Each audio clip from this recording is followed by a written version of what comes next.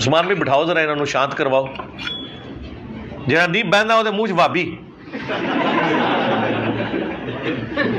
یہ ایک وہ لطیفہ ہے نا, وہ دو عورتیں لڑ رہی تھی نا, تو ایک نے دوسری عورت کو کہہ دیا تیرے منہ خنزیر, ہونے کا تیرے منہ بھابی. اور کوئی غلط بات نہیں کی ہے, وہ دیکھیں نا ہمارے خادم رضوی صاحب نے کہا تھا چھڑ دو بھابیاں دی کی گل ہے, اس سوراں دے بھی سور نے.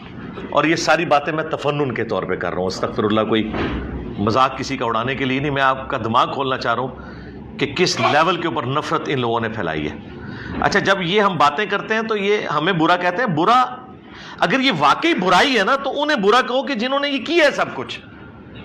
اگر اعلیٰ حضرت یہ کہہ رہے ہیں کہ ہمارے استاد مسجد کو دھلواتے تھے, اگر کوئی وابی رفع الیدین سے نماز پڑھے تو منو نہ پیٹو, اعلیٰ حضرت نو پیٹو. سیدھی بات ہے کہ نہیں جی؟